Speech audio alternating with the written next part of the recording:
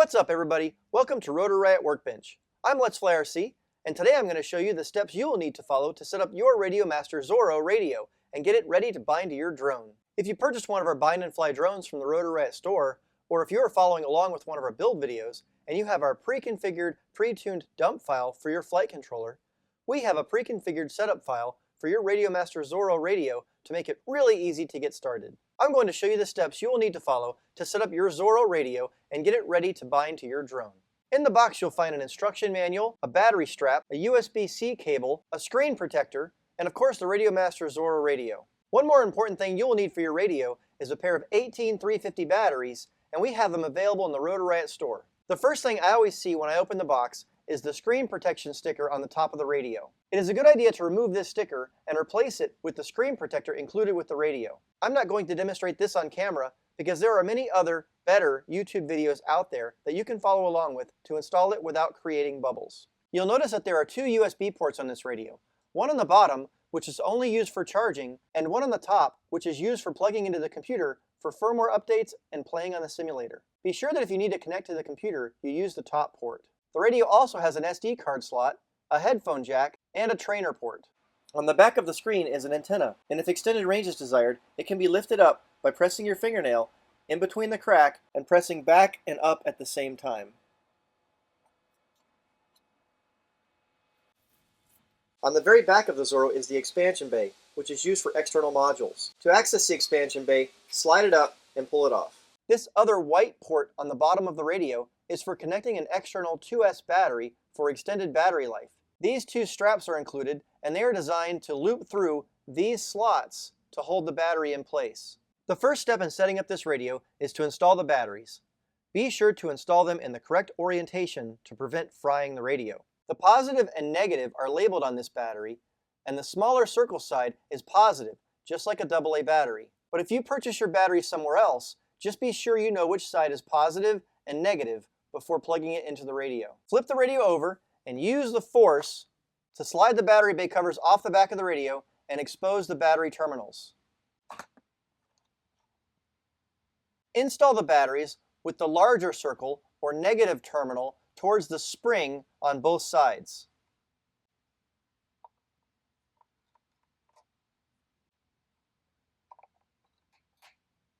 Now that your batteries are installed in the correct orientation, slide your battery bay covers back in place.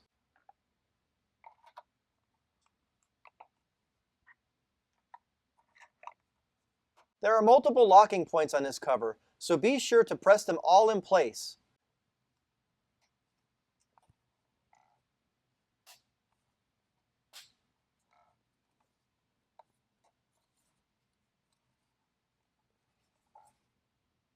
When I first got my Zorro radio, I was disappointed that the doors kept falling off, but it turned out to be user error on my part. With the batteries installed and the covers back in place, now we are going to power up the radio for the first time.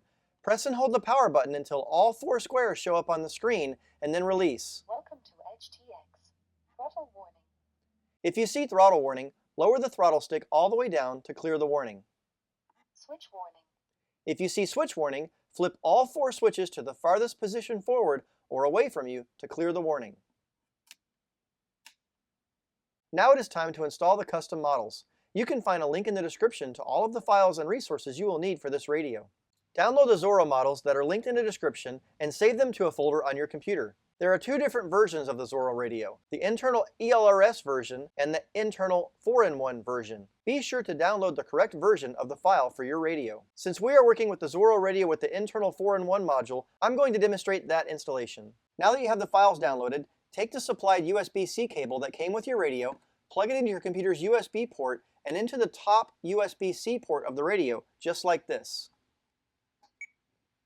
Once the USB-C port has been plugged into your radio, you will see three different options to choose from. USB joystick for playing simulator, USB storage, and USB serial. We're going to select USB storage so that it will connect to our computer and we can place the files that are needed on the internal SD card. Use the jog wheel to rotate down to USB storage and press in on the jog wheel to select. Once you have plugged in your USB port and selected USB storage, you should see two drives pop up in Windows File Explorer or Finder on a Mac. I'm going to show you how to do this on Windows. We want to select the USB drive rather than the Zorro drive because the USB drive is going to give us access to the internal SD card.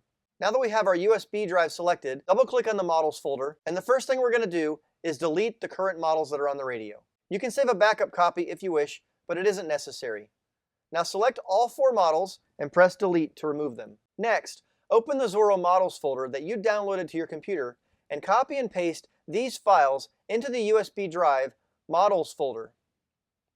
If a window pops up asking if you would like to copy without properties, go ahead and click Do this for all current items and click Yes. Now that we have the models copied to the radio's SD card, we can unplug the USB port.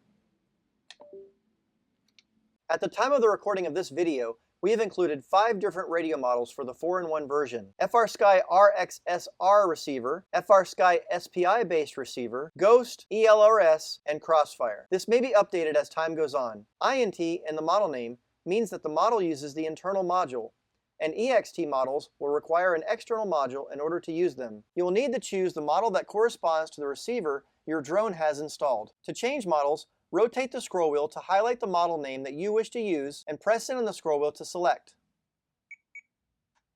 Now press once more to select the model.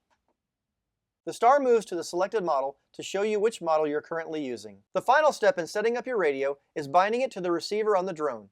I will have separate videos for each of the radio protocols to show you their individual binding processes. I will add their links to the description as they are recorded. Thanks for watching, guys. Let us know in the comments which drone you are hooking your Zorro radio to. If this video was helpful, please like and subscribe so you don't miss out on more videos like this. I'm Let's Fly RC, and we'll see you next time on Rotor Riot Workbench.